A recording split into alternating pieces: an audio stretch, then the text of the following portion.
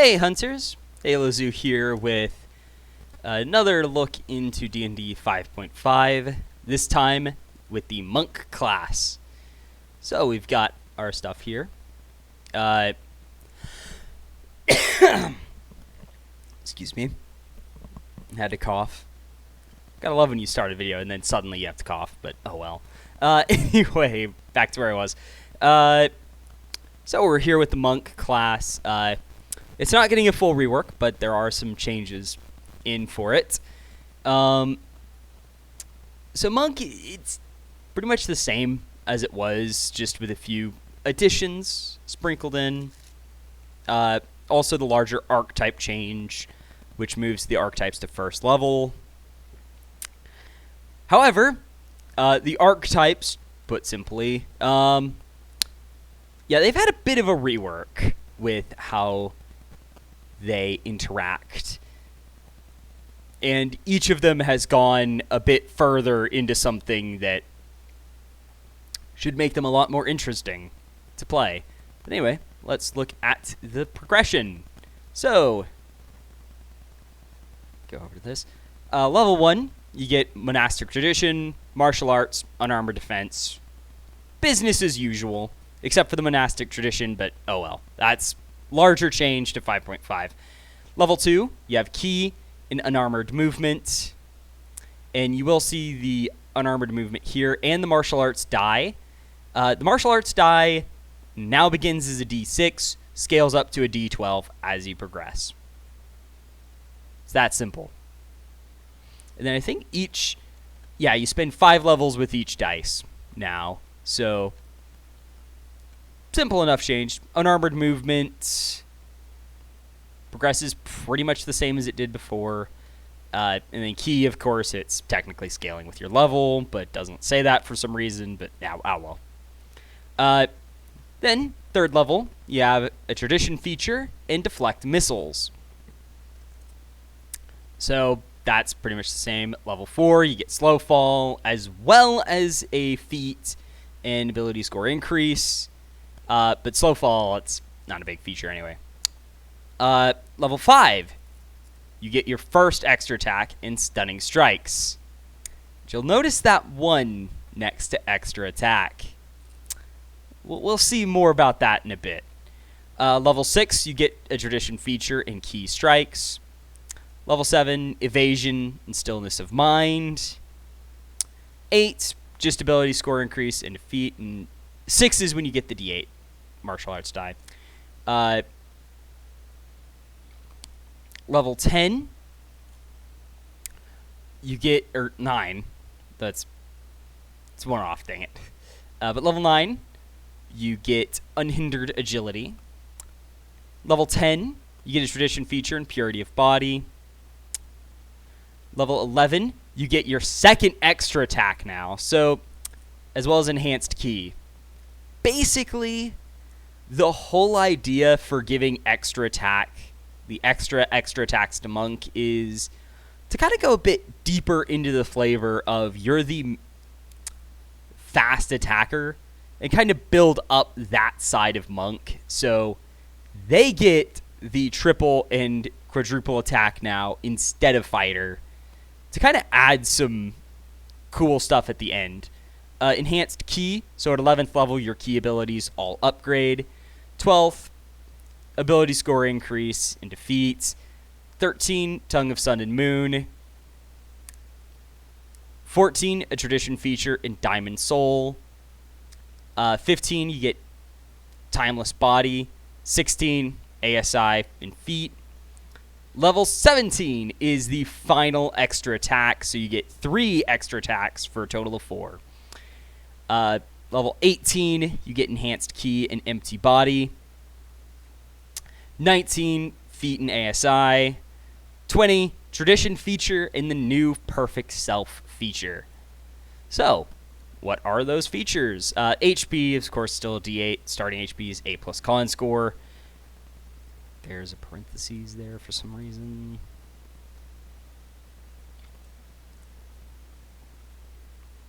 HP per level, 5 plus con, or D8 plus con modifier. Proficiencies is There was one change here. So with the weapon proficiencies, you now get the scimitar and the short sword. Functionally, it means nothing. That may actually change that may change actually. But the short sword, scimitar, they're same weapon, just different damage types. Tool, you get an artisan's tool or musical instrument. Skill, you still pick 2 from that list. Still strength and dex save.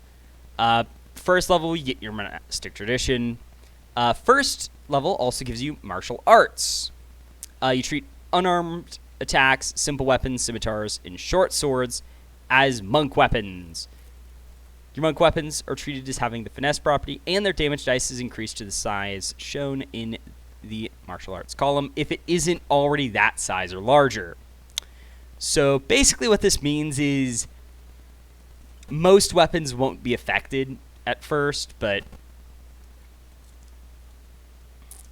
in addition, you can use a bonus action on your turn to make an unarmored attack. This doesn't count as an offhand attack.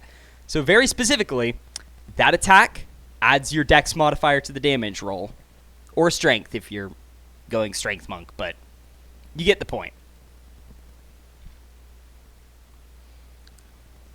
You also get unarmored defense. You get plus whiz to your AC if you aren't wearing armor or using a shield. Second level, you get key, and it works similar to how it did before, but you get 4 abilities to start with. You get Flurry of Blows. As a bonus action, make an extra unarmored attack. At 11th level, you add plus whiz to the attack rolls, the extra attacks, and at 18th level, you make 2 extra unarmored attacks. Now, you might be wondering, that doesn't work like it did before, but you'll see in a moment how that actually works. Step of the Wind. Bonus action, you can spend 1 key to dash or disengage. At 11th level, you can dash and disengage. And at 18th level, you have a fly speed equal to your walking speed for the dash. Because why not have something like that?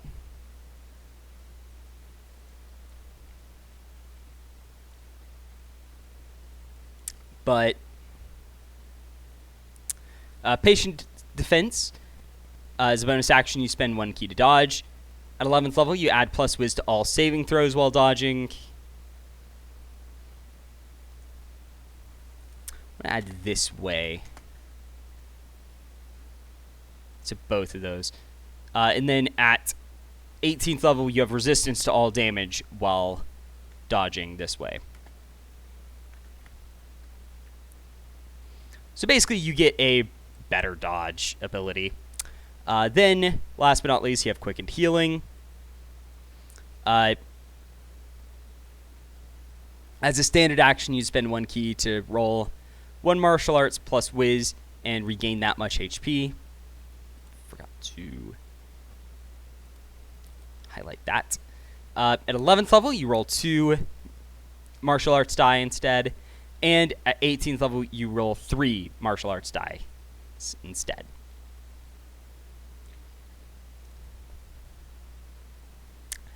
Now then, the last part. Whenever you use key as part of a standard action, you can make a single weapon attack as part of that action. Whenever you use key as part of a bonus action, you can use martial arts as part of that bonus action. So, basically, whenever you use Flurry of Blows, Step of the Wind, or Patient Defense, you still get the martial arts bonus attack. When you use Quickened Healing, or anything else that counts as a standard action, you still make a weapon attack. Basically, that key modifier ability is now baked into key, as well as Quickened Healing being baked in as well. The accuracy buff has not been, but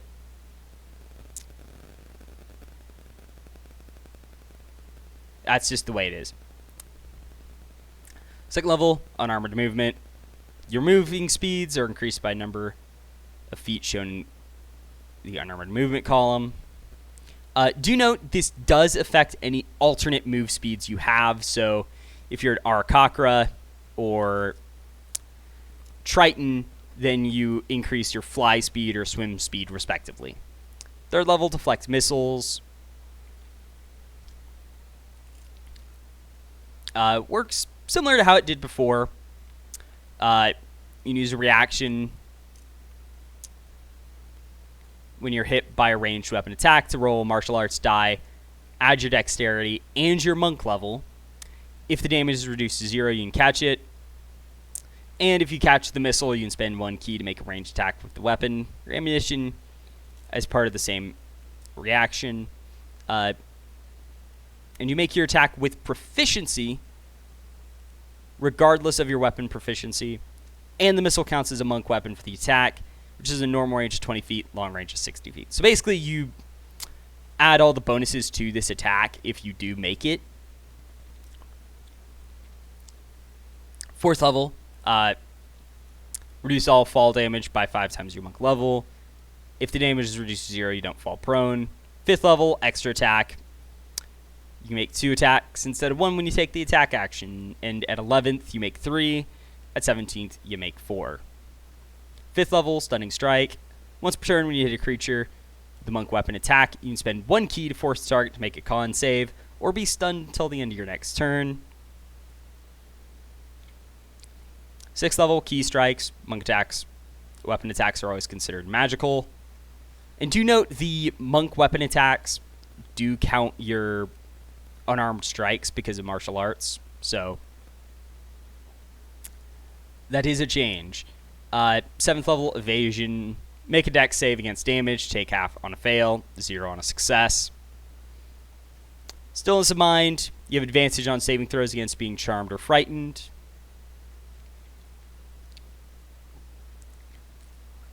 9th level, you have unhindered agility.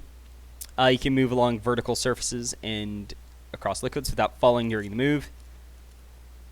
Damaging liquids still hurt you this way, though. So you can't walk on lava. Nope. It still hurts to walk on that. You can technically walk across it, but it's still going to hurt you. 10th level, purity of body. You're immune to poisons and diseases, and have immunity to poison damage and resistance against acid and necrotic damage. Basically, this was just souped up a bit to kind of give it a bit more versatility that fits with what it is. 13th level, Tongue of Summon and Moon. You understand all spoken languages besides Druidic and Thieves' Cant. And all creatures that speak at least one language understand all words you say. Pretty much same as before. 14th level, Diamond Soul.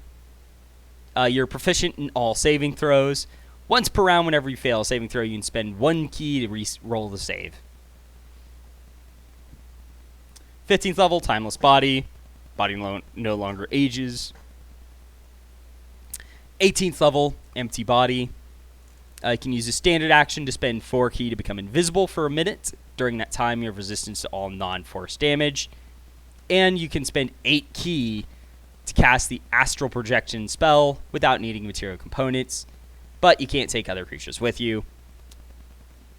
I think that's actually pretty much the same as before. Perfect Self. When you roll initiative and have no key remaining, you regain 4 key. Simple, but hey, it's something. Monk didn't really need something crazy because they get a lot of powerful buffs as they progress now, thanks to the change to key and extra attack for them. But anyway, let's look at the base 3 archetypes. We have Way of the Open Hand, Way of the Kensei, which is replacing Way of Shadow as the second base monk way, and then Way of the Elements. And as you saw, there were elemental disciplines, but I'm not really going to show them because they are the heavy work in progress. But I will kind of give some descriptions of them. But Way of the Open Hand. What do we get here? So first level, we get Stone Fist Strike and Mantis Grasp. Then we get Open Hand Technique at 3rd, Wholeness of Body at 6th, Tranquility at 10, Inevitable Fist at 14, and Quivering Palm at 20th. Yo! Excuse me. Hope that wasn't too loud. But, that was a sneeze.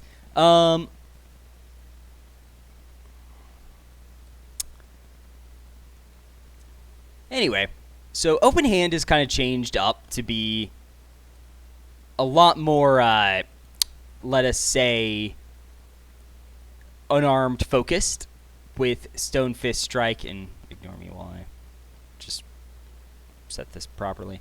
So, Stone Fist Strike, your unarmed attacks deal force damage in addition to their other types, and deal plus 1 weapon damage on crit. And what that 1 weapon damage means, it's just like, you just roll the martial arts die again, pretty much, because it's unarmed attacks, but you get the idea.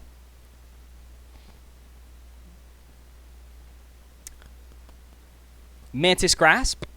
You can use acrobatics to grapple and shove creatures instead of athletics.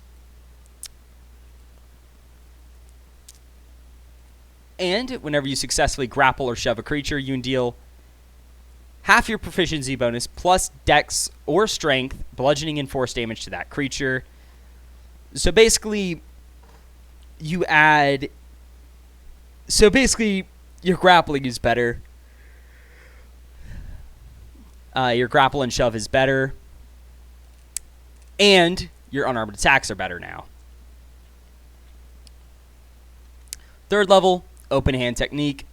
Whenever you hit a creature with one of your flurry of blows attacks, you can impose one of the following effects on it.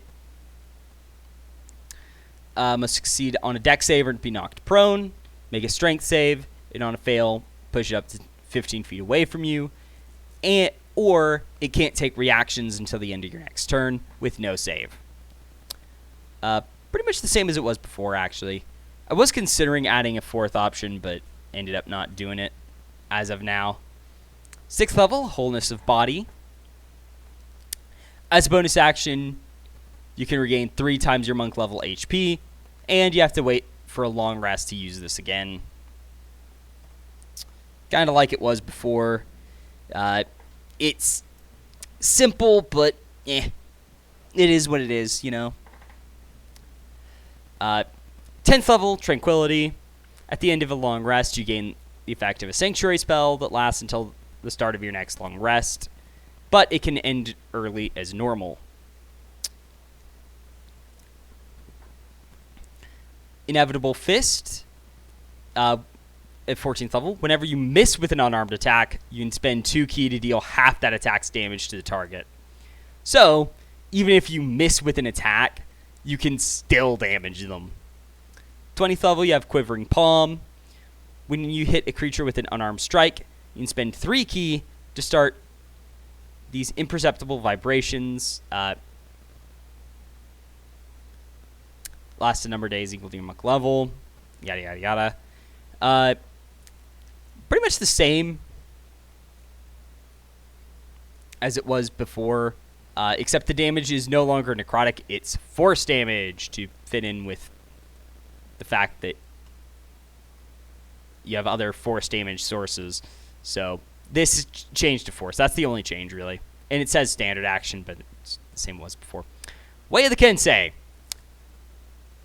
And Way of the Open Hand probably changed the least, but it's still kind of like, you know, does better at what it is supposed to be good at. So, Way of the Kensei, first level, we have bonus proficiencies. So you get Calligrapher's Tools or Painter's Supplies plus martial weapons. And you treat all weapons you're proficient with as monk weapons now. So the change here, once again with... I think this may actually be the first time it's happened. But basically, exotic weapons are returning. And you're supposed to use feats to get them. So, classes that previously gave you proficiency in any weapon you want, instead you get only martial weapons, and they specify you have to be proficient with it. This also affects Pact of the Blade in a similar fashion. But otherwise, bonus proficiencies, kind of the same as it was. Kensei weapons. So you choose 3 weapons you're proficient with that don't have the heavier special property. You can still pick the longbow, however. At least one must be melee and at least one must be range, and they become your Kensei weapons. If you gain proficiency with a new weapon, you can replace one of your current Kensei weapons with that weapon. While you're wielding a Kensei weapon, you gain +1 AC. So, simple enough. Kensei Mastery. Once per round, you can swap between Kensei weapons as a free action. While you're wielding a melee Kensei weapon, you can change the damage type of your unarmed attacks to your weapon's damage type and treat them as if they were made with the weapon type of that weapon. While you're wielding a ranged Kensei weapon, you can use a bonus action to cause your next attack with that weapon this turn that hits to deal +1 martial arts damage. So basically, Kensei Mastery is making up for the fact that you're wanting to use weapons, and one of the big change for it is the idea that you have your unarmed attacks do the damage type. They still technically count as unarmed attacks and are mechanically the same, except instead of having the unarmed weapon group or weapon type, they're instead, like if you're using a longsword, it counts as a heavy blade or as using a longsword to do it. And the damage type is slashing.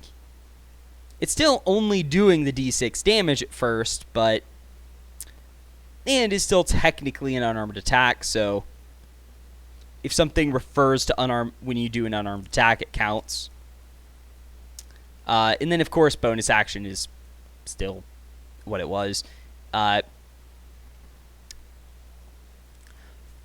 the AC buff is now just passive rather than the stupid, when you make an unarmed attack and are wielding a melee weapon, you get an AC buff. And it was part of an action, too, which was kind of stupid. It's like, oh, so I just don't play the class. Okay. But anyway, 3rd level Kensei Strike. +2 damage rolls with Kensei weapons. Just getting better and better with those Kensei weapons. And Kensei Shot. Can use a bonus action to spend 1 ki and cut the next attack with that weapon that's turn that hits.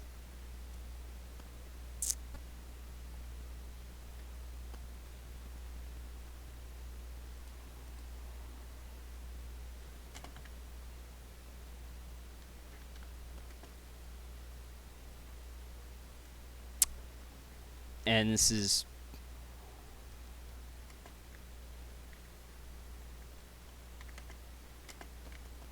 while wielding a ranged Kensei weapon.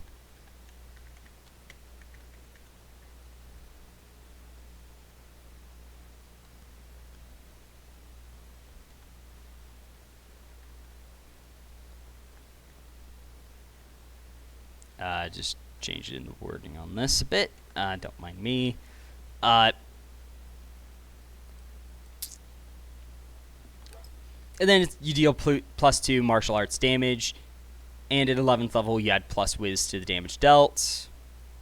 And then you add +3 damage at 18th level. So basically, this is just an alternative to Flurry of Blows that works with your ranged Kensei weapons. 6th level, 1 with the blade. Your Kensei weapons can't be disarmed, and you get +1 to attack rolls with Kensei weapons. Sharpen the blade. At 10th level, your attacks with Kensei weapons can crit on a roll 1 lower than normal. So typically this just means 19 to 20.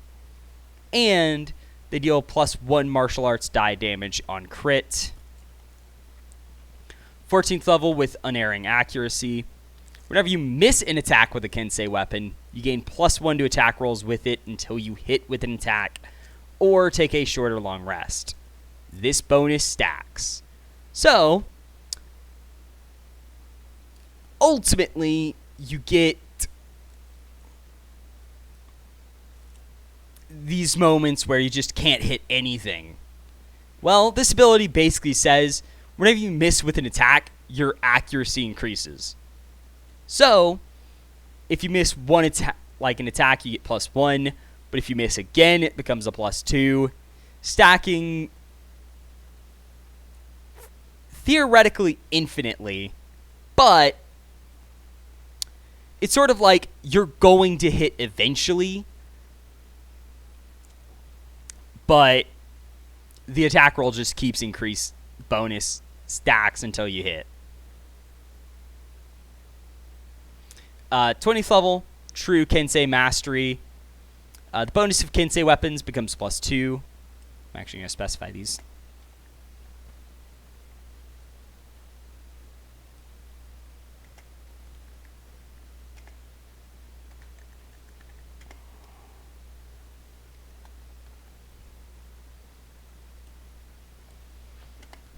And basically, it doubles the bonuses of the AC bonus of Kensei weapons, damage roll bonus of Kensei strikes, attack roll bonus of one with the blade, and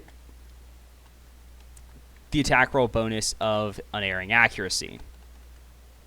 So basically, you just become hyper deadly with your Kensei weapons, which is kind of the idea with it, is to just go full on, like, your 20th level, you are the master with your weapons. Last but not least, Way of the Four Elements. So this got overhauled, to say the least, in that they actually now have base abilities instead of just relying on elemental disciplines. Yeah.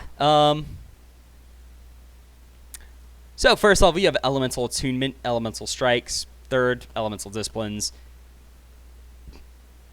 6th, elemental ward. 10th, empowered elements. 14th, elemental retribution. And 20th, mastery of elements. And in addition, every time you learn new disciplines, you learn 4 instead of just 1. So you get more elemental disciplines known. Basically is a way to kind of say, yeah, you're able to learn a lot more. There's only 4 levels of them, but that shouldn't matter too much. Anyway, let's look at the actual features. First level, elemental attunement. You learn primordial, and you gain 4 cantrips. But it's control flames, gust, mold earth, and shape water. So you're only getting 4 cantrips that are all utility cantrips, but it makes sense to kind of go with this master of the elements.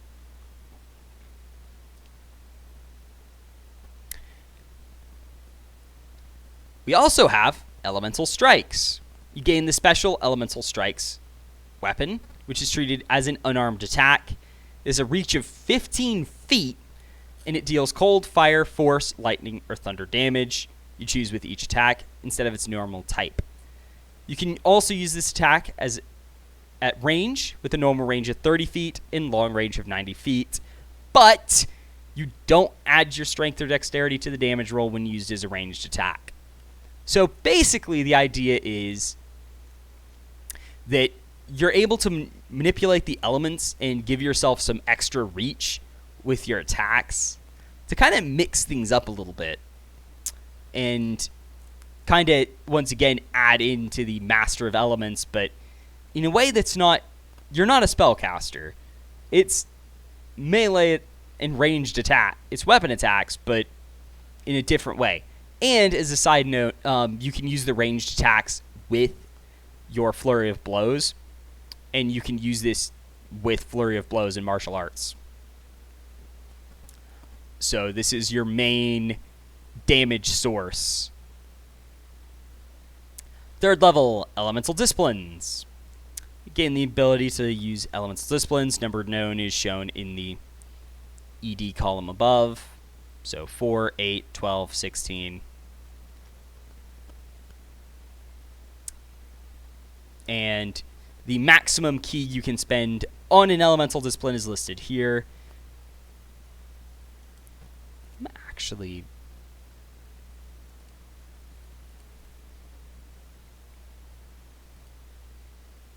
gonna add that at 20th. just to kind of give a big like magnum opus kind of deal.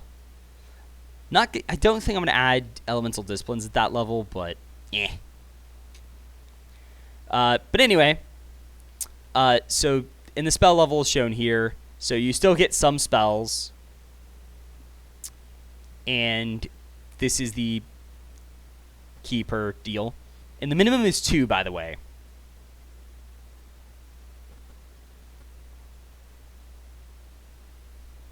Actually,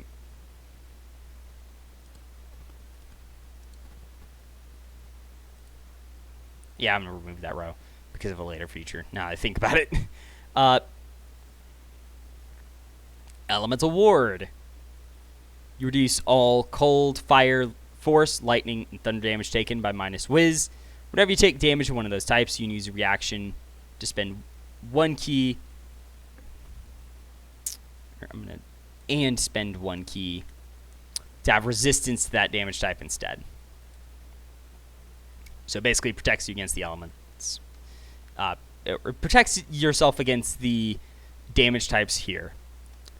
Empowered Elements. Whenever you deal damage with an elemental discipline, increase the damage dealt by +Wiz. Simple enough. Elemental Overload at 14th level. So whenever you use an elemental discipline that has an increased effect based on key spent or cast a spell, you can use the discipline as if 2 extra key was spent to use it. Ignoring the normal key limit of your disciplines can be used Wiz times before you must finish a long rest to regain all spent uses. If used on a spell, it's considered to be cast at 6th level. So basically, you can use this to amp up your elemental disciplines. So, like, let's say you cast Burning Hands as an elemental discipline. You can use Elemental Overload to cast it at 6th level instead of 4th if you spent 5 key on it. 20th level, last but not least, Mastery of Elements. Reduce the base cost of the base key cost of your elemental disciplines by 1. So basically, this entire table, lower it by 1.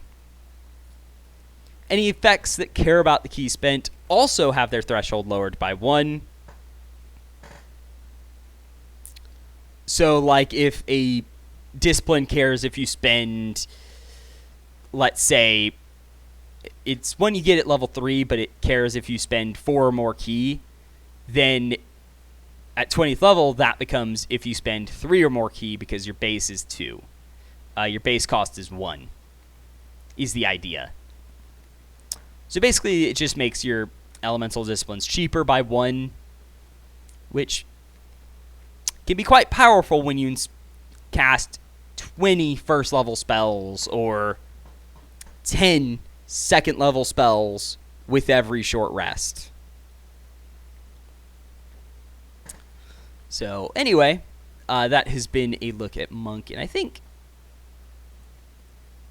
for the heck of it, we'll show some of the elemental disciplines. Keep in mind, massive work in progress, but they're also split up into 2 types. So you will see, basically, there's going to be a spell and a talent for every level for each of the 5 elemental categories. As for 5 elements, well, the 5th one is just all the elements, basically. You'll see. So the ones we do have are Fist of the 4 Thunders, which is an air discipline that lets you cast Thunder Wave. No air talent at 3rd level. No earth spell at 3rd level. Stance of the Mountain at 3rd level is the earth talent. As a move action, which means this replaces your movement, you can spend 2 or more key to gain +3 to AC in all saving throws until the start of your next turn, and gain 1 martial arts plus Wiz THP. More than 2 key was spent this way. Increase the THP gained by 1 martial arts per key spent above 2. So basically, you hunker down get an AC buff and a bunch of temporary hit points. We have 2 more. Sweeping Cinder Strike. It's a fire discipline that lets you cast Burning Hands. Exploding Strike, though, is a fire talent that whenever you make an elemental strike attack that deals fire damage, you can spend 2 or more ki to also cause the target of the attack, and each creature in 5 feet of them to make a dex save or take 3d4 fire damage, half on a success. And for each point spent above 2, increase the damage dealt by plus 1d4 per ki spent above 2. So basically you can incinerate multiple targets at a time using your elemental strike. No water spell or talent yet. Elemental bolt is the convergence ability here, and convergence is just what I use to refer to all 4 elements, which lets you use Chromatic Orb without the material component, which may or may not get removed in this edition, actually. But as of now, I haven't really worked on spell errata. I have ideas, but nothing actually done yet. Also, for convergence is Converging Strike, which, as a standard action, you can spend 2 or more ki to take the attack action, only using your elemental strikes, but they each deal 1d4 extra damage and deal all 4 damage types at once. And if you spend more than 2 ki, you get +1 to the damage roll per ki spent. 6th level Earth spell, Gong in the Summit, cast Shatter. Flurry of Flames, you get Scorching Ray as a fire talent, or spell, not fire talent. Breath of Winter. This has been moved down to 6th, and it now casts Rhymes Binding Ice. Basically, the change here was that because it no longer really, you don't get 5th level spells, Breath of Winter got to be moved to 2nd level for Rhymes Binding Ice. And then Grasp of the North Wind also got removed for Breath of Winter. Okay, 10th level, we have Ride the Wind, which is just the fly spell. Boulder Fist Punch, which is the Earth spell that gives you Savage Punch. Which, yeah, that's from... Ironically, it's originally from my Ravnica expansion, but yeah, it may or may not be also part of the Tarkir project I'm working on. But yeah, it's just a big punch, and I thought it'd be funny to give them that. Flames of the Phoenix is back at 10th level for more ki to cast Fireball. And then, yeah, so 14th level we have Eternal Mountain Defense, which is Stone Skin. River of Hungry Flames, which is Wall of Fire. And then another new one, Fury of the Rising Tide, which gives you Water Whirl spell, which is also from Tarkir, actually. That was just a fun one that I think kind of fits in, because it's a big AoE around you. But those are the current elemental disciplines. As you can see, massive work in progress on that. But anyway, as usual, you're welcome to check this out on the Sub to Discord server below if you want to actually look at these. And I will potentially get to updating this at some point. I don't know when. Probably going to work on the next class first. Try and get more ideas for this. But stay tuned for more information. And stay tuned next week for whatever class I decide to do next. Because right now, I don't know. But anyway, without further ado, see y'all next time. Halo Zoo out.